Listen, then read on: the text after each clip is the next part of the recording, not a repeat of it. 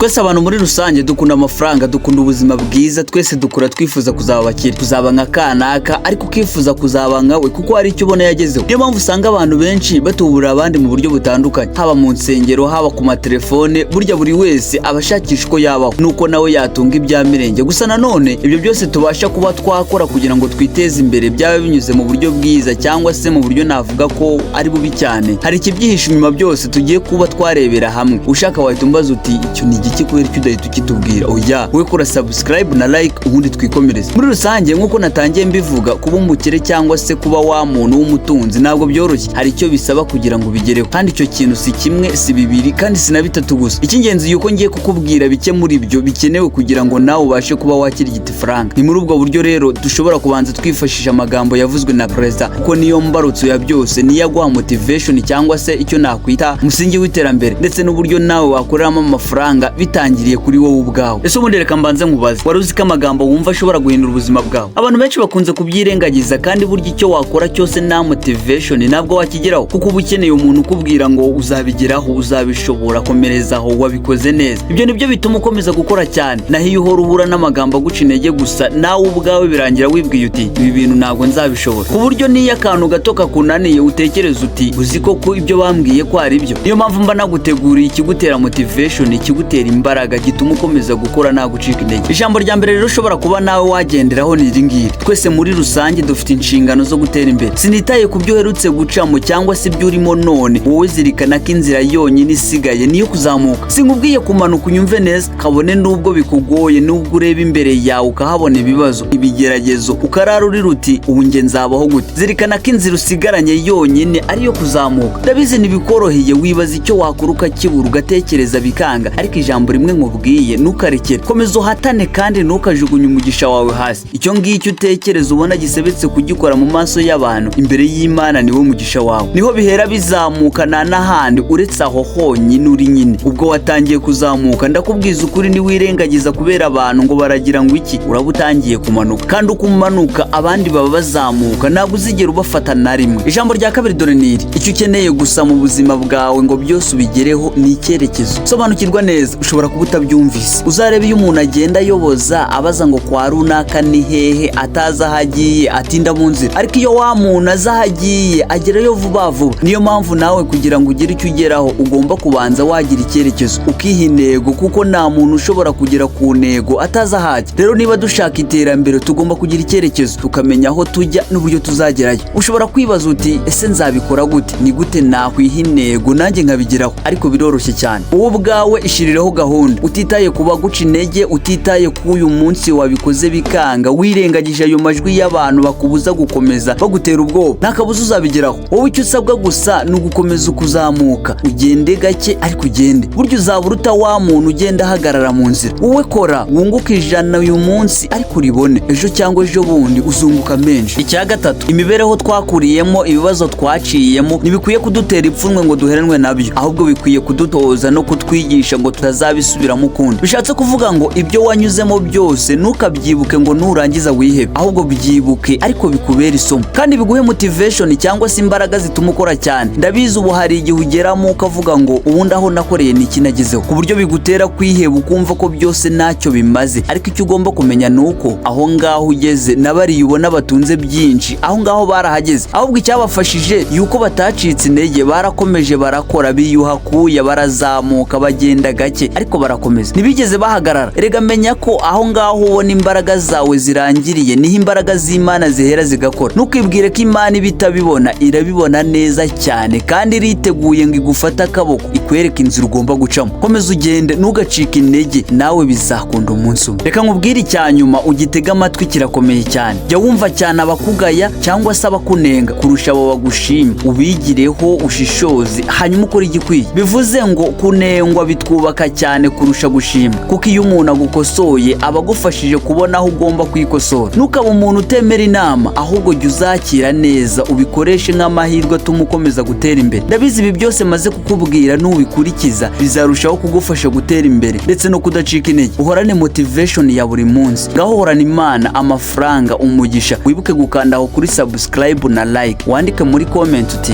yego. Iri ni isomo ry'ubuzima, Motivation Rwanda, kuri Rwanda Event TV. Ndabakunda.